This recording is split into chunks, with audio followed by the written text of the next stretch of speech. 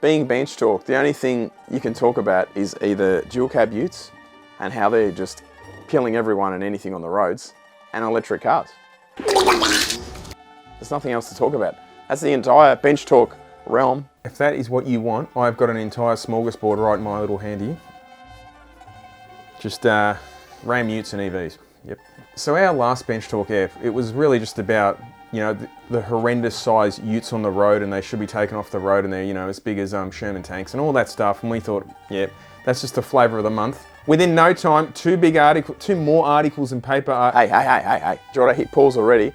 I've got to say something about that large bench talk. There are a lot of comments in there who completely missed the point of that video we made.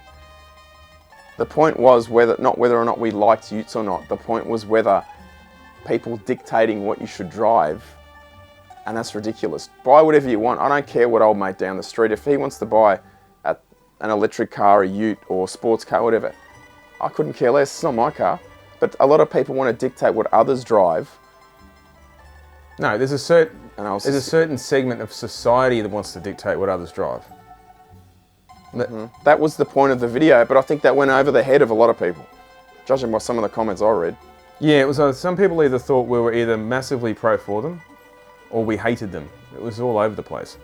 We weren't pro for or against the actual utes themselves. I wouldn't buy one, but I understand why other people do.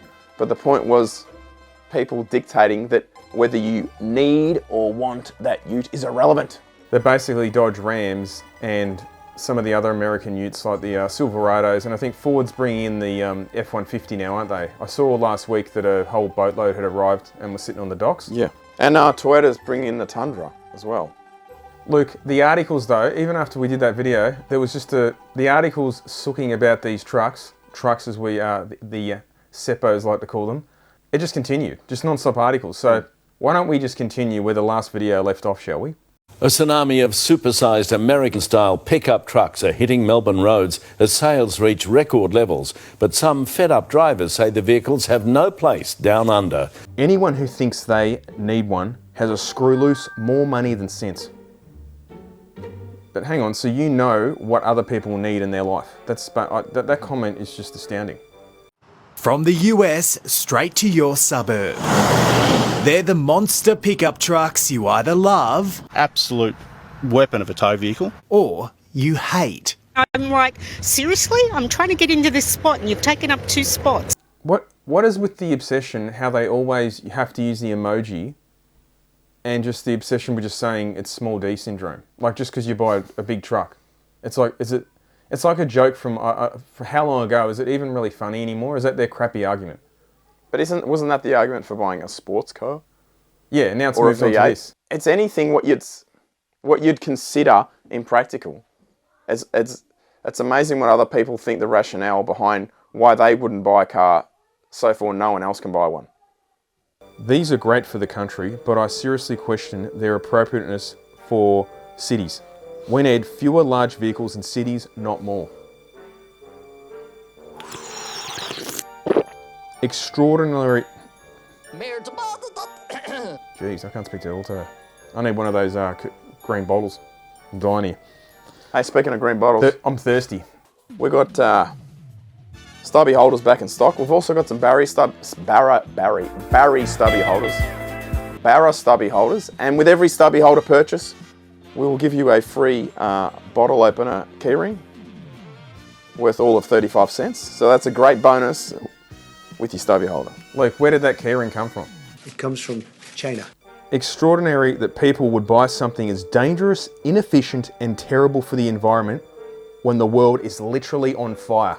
The era of global warming has ended. The era of global boiling has arrived.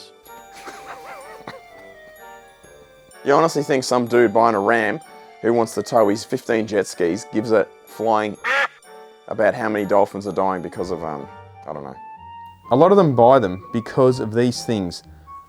They've tied their personal identity up in their political tribe, and that tribe identifies itself in opposition to anyone who thinks we should care about others. What? Bloke just wants to tow his boat and his caravan. Boat. I know. Once again, Geordie, they just know exactly why everyone has to buy the car they don't want to buy, and because they don't align with their values, they should just be banned. Banned for a reason. They're really, really dangerous. Oh, it does amuse me. They have no clue what women immediately think they're overcompensating because they're lacking in other departments. Balls hanging lower than the... These are from the soy boys driving. No. Look, that's Nissan feminazis. Leafs. That's feminazis. Oh my God. Especially white men.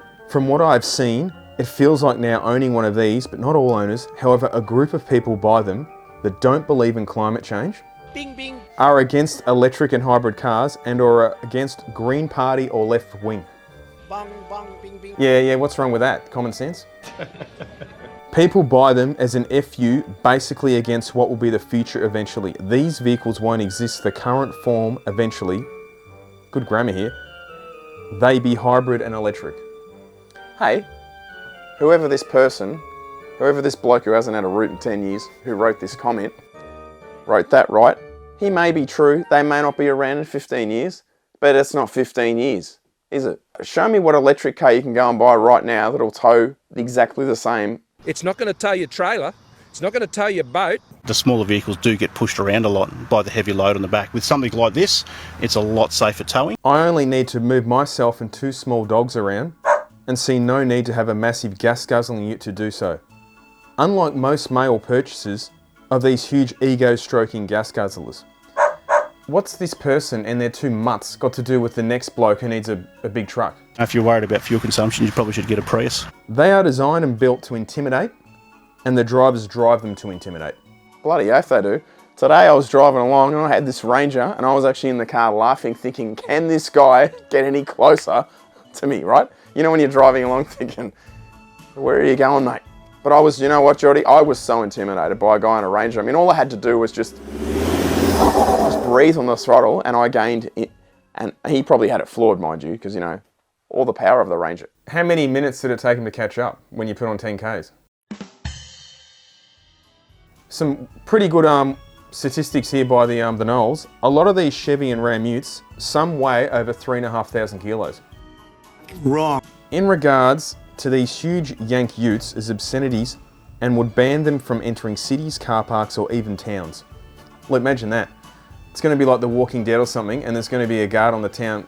You can't come in, mate. You're in the wrong car. This is the neighborhood, and you are not welcome. You know, when you enter the old Westerner, you got to leave your guns at the start of the town with the sheriff. Hang on, wasn't that Victoria's Ring of Steel? You need to keep your distance. You need to observe the rules. I think people should be required to get special licenses to drive them. Better still, impose a weight tax on vehicles. I would be laughing.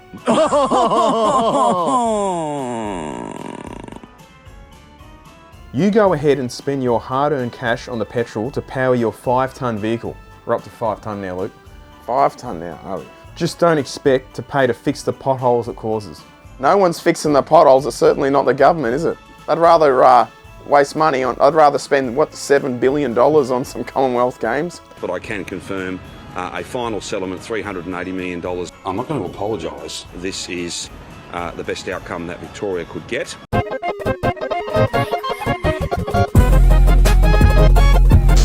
Perhaps you'd agree with some sort of road fee that is proportional to how much a vehicle wears out the roads.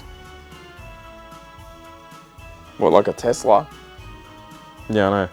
And then once it was pointed out to one of these people how heavy the EVs are, because I think there's a Mercedes that goes up to like 2.9 tons or something. It's madness. All of a sudden, Luke, the next comment, well, weight's just one issue. The ute, the size, the height, the anti-pedestrian design. Moving the goalposts. They feel like sort of vandalism on wheels, damaging and messing up roads, parking, and the safety of other road and footpath users. The emissions targets, the registrations should be $10,000 per year. Not a dollar more. 10 grand. And another comment from obviously a bloke who's got one of these trucks. I laugh at all these comments from people that could not swing a hammer or use a tool to save themselves. Best truck I've owned, better fuel economy than a 200 series Land Cruiser. I can pull my large trailers safely and also fit my family in and not be overloaded like most of the other grey nomads or tradies who use the roads. I actually agree with some people, right? that I don't understand why a lot of people do buy these utes. Whether they buy them or not, I really couldn't care less. That's the bit I don't get. Yeah, I personally wouldn't want to drive around a truck around like that, but... In Melbourne, once you leave a big city, I completely get it. But in suburbia, I don't know why you'd want one. But whether someone, old mate down the street's got a fleet of them, I could not give a flying... Look, there's headlines calling it auto-obesity. Hang on, it's auto-obesity and it's vandalism on wheels. These titles just write themselves for Bench Talk. Sorry for my voice. I've been smashing down the holiday 50s and I'm not coping well. Luke, can you believe it? Nissan have released a new Skyline Nismo edition. So fans are obviously all over this, right? So look at the stats. 309 kilowatt V6, twin turbo, sounds awesome. And you have a look at it, and in reality, what is the, you got a Maxima style 4-door with Skyline badging, which is really just an Infinity, what's it called? An Infinity Q60, which... Did you say Infinity? Infinity Q60. These cars have pretty much been out since 2014. It's not like Nissan to be hanging onto an old model, is it? QR35, what is it, 16 years old or something? Aren't there sales in the toilet? Who on earth even buys a Nissan these days? No, I mean, it's not like it's a terrible car. It's just like, I guess people see the Skyline name and, oh, look at it. And then that's why they distinguished the GTR is different to a Skyline. Luke, it's your favourite segment, the full charge. Didn't I have an experience the other day? You might have seen we had a story on YouTube. You had a few full charge issues, didn't you? Just some charging, just great. We were in a P Model X 100D, dual motor, fast bit of gear. Low battery. But it was a charging debacle. Won't go into it, but even aside, and everyone's saying like we had the wrong adapter anyway. We couldn't charge and we had to go completely out of our way. Yeah, but that's not even the biggest. Everyone's saying, you didn't plan your journey, right? And all this bullshit, because you just can't hop in a car and drive it. That aside, right, the biggest screw up with that is the fact that we couldn't drive, essentially, from Melbourne to Bendigo. When I say Melbourne, like, people don't know where in Melbourne, right? So that's kind of relevant, right? But the point of why it was so ridiculous was we couldn't drive to Bendigo and back on one full charge. Low battery. Because, for example, it's like 4 degrees. You're using your headlights, heaters. The battery was getting depleted. I should say, the range of the car was getting depleted quicker than an XR6 running on cane sugar. It was ridiculous. I'm telling you right now, in Melbourne, they're great. As soon as you leave Melbourne, I don't know, man. I don't think I'll be buying one anytime soon.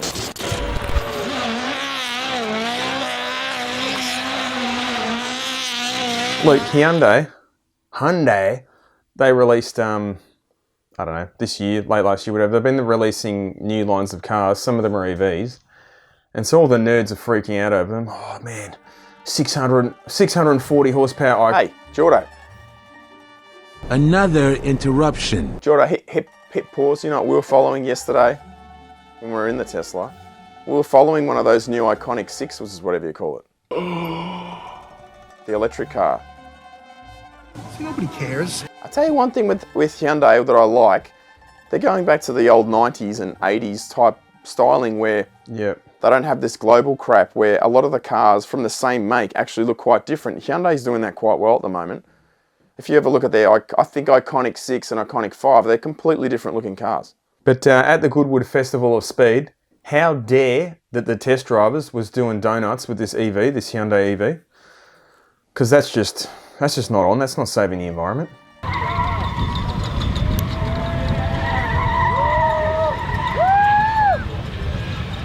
Hey, where does that power come from? Is it coming from coal? Look, this guy was a fan though. Gotta say, I've never been this smitten for a car. Like ever, but I really wish it was louder. If it works via a speaker system, I really hope people are going to start modding the hell out of it. Sound designers would have a field day. Stop it. Get some help. No. You should not be putting speaker systems and sound systems emulating car noises in an electric car. That is just insane. Insanely stupid. Just go and buy the real thing. The EV faithful at it again though. They weren't happy when they saw this footage.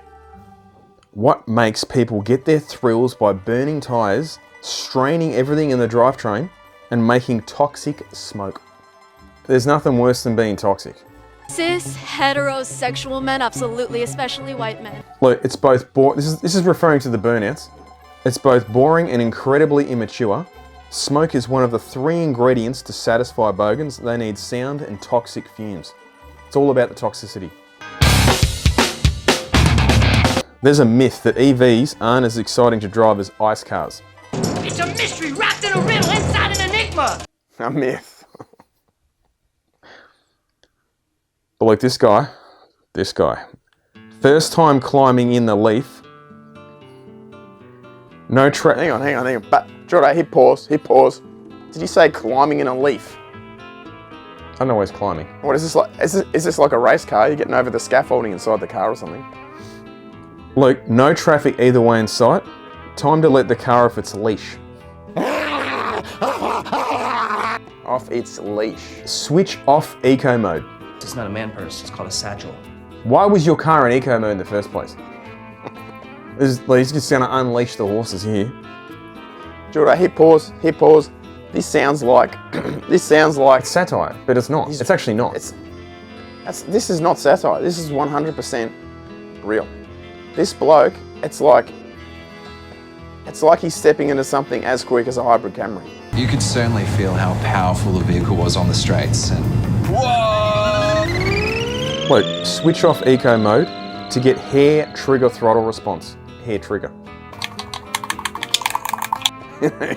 in a Leaf. Hair trigger throttle response and put my foot down. And freaking hell, how's this humble family hatch accelerates and brakes? It's not the boy racer thrills of riding a bucking Bronco, but more the satisfaction of using a precision tool to its full potential. I will say, the new Leaf is quicker and it looks a lot better, but I'm not sure about putting it on the pedestal this guy's doing. Like, I was looking up a 2020 Leaf, I was curious, because this dude's obviously talking about, like, this is like Tesla plaid spec, surely, right? My calculations are correct. Yeah. I looked it up. The current models, some stats will say they run a 14.7 on the quarter. But say if you go back to a 2020 model, which it could be, mid-15s. I mean, we're talking... Now, let's give him the benefit of the doubt and say he's in the 14.7 spec. I mean, we're talking... You're gonna see some serious shit. The electric drivetrain is an iron fist in a velvet glove. It's a sense of awe. You know what's even sadder? You know that this comment's 100% legit. Oh, it is 100%. 100%. 100%. 100%. 100%. Off the leash. Off the leash. An EV offers a different driving experience to ICE, but not to my mind better. Same way. So this guy's obviously pushing back, right? Same way as an Elise offers a different driving experience to a GTR, and a Swift is different again. All are enjoyable in their own way. None are the best. Yeah, 100%. But he gets a comment, if you're only after sensation, go to a games arcade. I've been in quite a few different electric vehicles now, and the one thing they do have is instant torque. That's undeniable. But after about 3 minutes, the cars are just boring. Like you get nothing from them. They're just a tool to... Well, there's no driver involvement, is there? Nothing. But I don't know, there's something about them. They're just boring. If you're an actual car enthusiast, a lot of these EV people, you can tell, have never ever driven a car with any sort of power, torque, just anything that's interesting. So yeah, you hop in one of those and you're going to go, oh, this is pretty quick compared to my old Daewoo. Fair enough. But it does nothing else. Like I don't know, it's hard to describe to someone until you drive one. There's another thing been going around where apparently Tesla owners, they're not happy with Elon. Good old Bloomberg Mini Mike did some survey and it just says they did thousands of users, whatever that means. Is it what, 2,000, 20,000? So they did nothing, they just made it up. But apparently the top result for the reason for selling the Tesla was people saying that it's because of Elon Musk, because they just don't like him anymore. Ever since he bought Twitter, he's been in the news in a negative way. He is one of the reasons I cancelled my Model 3 order last year. He is the #1 reason I'm not even considering a Tesla as we transition to an EV. Especially white men. His antics are actively driving owners away from the brand.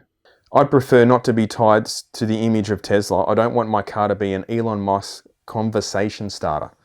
So they're worried about Musk and Tesla, but what about the origins of a little brand called Volkswagen? Volkswagen.